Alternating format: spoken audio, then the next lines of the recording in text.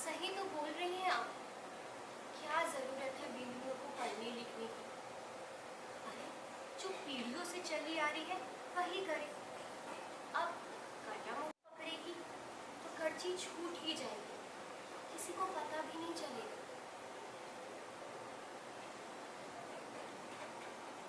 और उन्होंने आँख बंद कर लिया। आँख बंद कर लिया और तुमने बोला, मैं बोला बात तो तुम सही कह रही हो।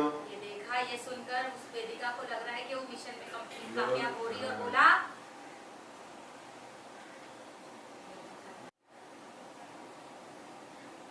मैं बता रही हूँ बुआ साहब, आजकल की लड़कियों को काम से भागने के बहाने चाहिए होते हैं। अरे काम चोर है सबकी सब। देखा बुआ जी ने आंखें खोली और वो तुम्हें देख रही है। बुआ साहब, अगर आपकी अनुमति हो तो मैं भी इस प्रतियोगिता में भाग लेना चाहती हूँ। देखिएगा मैं कैसे घेवर के छक्के छुड़ाती हूँ, मतलब उसे हराती हूँ। अभी कुंदन भाई साहब और घेवर को समझ में आएगा कि आप कितना सही बोल रही हैं।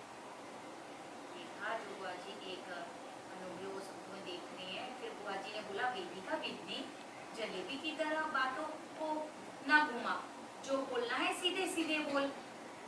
बुआ साहब, तुम्हें रियलाइज हुआ कि तुमने गलती कर दी, समझ में आ गया अब बोले बोलना। अक्षय, बुआ साहब, मैं तो बस वो ये बोल रही थी कि आप ही की जीत हो। बिंदनी, मैं जीतने के मकसद से नहीं बल्कि परिवार को बांधे रखने के इरादे से सब कर रही हूँ, समझी? हमारे को कुंदन और घेवर को नीचे नहीं गिराना है, बल्कि उन्हें ये बताना है कि बड़े बुजुर्ग ने नियम कायदे बहुत सोच समझकर बनाए हैं, जिसे आगे ले जाना हमारी जिम्मेदारी है।